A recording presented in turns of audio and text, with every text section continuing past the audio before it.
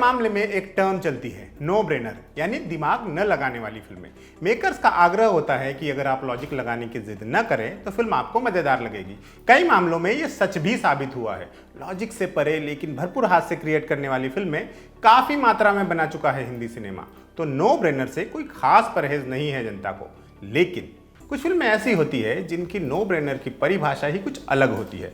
उनका साफ कहना होता है कि हमने कोई दिमाग नहीं लगाया है, आगे आपकी मर्जी। अजय देवगन और सिद्धार्थ मल्होत्रा की थैंक गॉड बिल्कुल इसी तरह की फिल्म है। फिल्म की कहानी कुछ यूं है कि अयान कपूर नाम का एक रियल एस्टेट ब्रोकर है जो महाकरप्ट है, व्यावसायिक रूप से भी और नैतिक रूप से भी। एक दिन उसका एक्सीडेंट हो जाता है। अब वो एक साथ दो जगहों पर लड़ रहा है। आईसीयू में मौत से जंग लड़ रहा है और स्वर्ग में देवताओं के आगे अपना मुकदमा। पाप पुण्य का हिसाब रखने वाले देवता सीजी उसको बता रहे हैं कि असल में वो कितना वाहियात आदमी था। अब आप कहेंगे ये सीजी कौन से देवता हैं? तो हुआ कुछ यूं कि फिल्म पर हुए बवाल के बाद देवता का नाम बदलकर सीजी कर दिया गया है, जैसे जनता पहचान ही नहीं पाएगी कि सीजी का क्या मतलब हो सकता है। खैर, तो सीजी अयान के साथ एक गेम शो टाइप चीज खेलते हैं। ये किस तरह का गेम शो है, अयान उसे जीत पाएगा या नहीं, ये फिल्म देखकर जानिएगा। मतलब अगर बहुत ही मन कर रहा हो तो, वरना नहीं भी जानेंगे तो ट्रस्ट मी कोई खास फर्क नहीं पड़ने वाला। फिल्म की कहानी के बारे में ये जोर शोर से कहा गया था कि नई तरह की कहानी है। अफसोस कि ऐसा कुछ भी नहीं है। मृत्युलोक के बंदे की स्वर्ग में देवताओं के आगे हाजिरी के कॉन्सेप्ट पर पहले भी काफी फिल्में बनी हैं। जितेंद्र की लोक परलोक याद आती है। 90s में वेंकटेश की एक फिल्म आई थी तकदीर वाला, उसमें भी यमराज और चित्रगुप्त जैसे तमाम किरदार थे। और तो और थैंक गॉड भी कोई ओरिजिनल स्क्रिप्ट नहीं है। थोड़ा सा सर्च करने पर पता चला कि 2009 में एक डैनिश फिल्म आई थी सोरते कुगलर नाम से, जिसे इंग्लिश में व्हाट गोज अराउंड कहा गया। थैंक गॉड उसकी ही कॉपी या रीमेक या जो कुछ भी कह लो है। इसे देखते हुए बीच बीच में सलमान की गॉड टू सिगरेट होके भी याद आती है।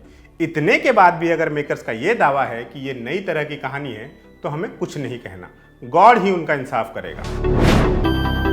फिल्म से काफी सारी शिकायतें हैं, लेकिन सबसे बड़ी शिकायत यह है कि जब आप कॉमेडी का नारा बुलंद कर रहे हैं तो कॉमेडी तो दो। ना तो ऐसे जोक्स हैं जिन पर हंसी आए, नहीं ऐसी सिचुएशंस है जहां कॉमेडी जनरेट हो। फिल्म कॉमेडी करे या संदेश दे वाली दुविधा में तमाम वक्त फंसी रहती है और दोनों ही काम नहीं कर पाती। जोक्स आउटडेटेड हैं और संदेश क्लीशे से भरे हुए। लॉजिक का कचूमर निकालती तो 50 बातें हैं। मतलब आप ऐसे कितने पिताओं को जानते हैं जो अपने छोटे बच्चों की तुच्छ सी गलती के लिए उन्हें उम्र भर माफ नहीं करते? कई सारे सीन्स ऐसे हैं जो कागज पर शायद कॉमेडी लगे हों, पर्दे पर बेहद फुहड़ लगते हैं। बैंक रॉबरी वाला सीन भी कुछ कुछ ऐसा ही है जो ट्रेलर में दिखता है। सिद्धार्थ मल्होत्रा का तो पता नहीं, लेकिन अजय देवगन ने ये फिल्म पता नहीं क्यों ही की है। वेस्ट ही हुए हैं वो। वेस्ट तो खैर और भी बहुत कुछ हुआ है, जिनमें मेरे जैसे लोगों का वक्त भी शामिल है। खैर, सिद्धार्थ मल्होत्रा कई सीन्स में क्लूलेस लगते हैं, लेकिन ये उनकी कम, स्क्रिप्ट की खामी ज्यादा है। रकुल प्रीत सिंह के लिए कोई भी ज्यादा स्कोप था ही नहीं, इसलिए उन्होंने भी खास कुछ किया ही नहीं। बाकियों का क्या ही जिक्र करें। सीमा पाहवा जैसी कद्दावर एक्ट्रेस भी जाया हुई हैं। मराठी एक्ट्रेस उर्मिला कानिटकर कोठारे ठीक ठाक है। संगीत के नाम पर भी आप गॉड को ही याद करेंगे। एक अपवाद छोड़ दिया जाए तो कुछ भी नाम लेवा नहीं है। मणि के मगे हिते का जो हश्र किया है इन्होंने, वो तो जनता ने महीने भर पहले खुद ही देख लिया है। कतई बर्बाद कर दिया है वो गाना। जिस अपवाद का मैंने जिक्र किया वो है आनंद आजरानंद की छोटी सी वापसी। उनके एक महाफेमस गाने का एक्सटेंडेड वर्जन थोड़ी सी देर के लिए सुनाई पड़ता है। मेरे लिए बस उतने ही लम्हे काबिले कबूल रहे फिल्म में। दिल तो चाह रहा है कि गाना बता दूं, लेकिन फिर आप लोग ही स्पॉइलर कहकर हमको कोसेंगे, तो रहने देते हैं।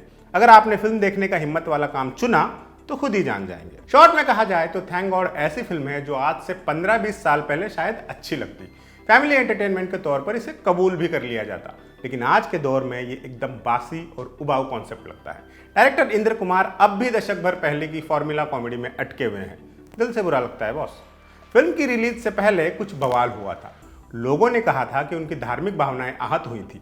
धार्मिक भावनाओं के बारे में तो हम कुछ नहीं कह सकते, लेकिन इस फिल्म में काफी मटेरियल है जिससे जनरली भी आहत हुआ जा सकता है। कमजोर स्क्रिप्ट से, बुरी एक्टिंग से, वियर्ड सीक्वेंसेस से, घिसे पिटे व्हाट्सएप जोक से सरासर आहत हो सकते हैं। दूर रहने में ही भलाई है। मेरी तो खैर नौकरी थी, आपकी क्या मजबूरी है। इस फिल्म को गॉड ही बचाए तो बचाए, बाकी आपके हमारे बस का कुछ है नहीं। नमस्ते।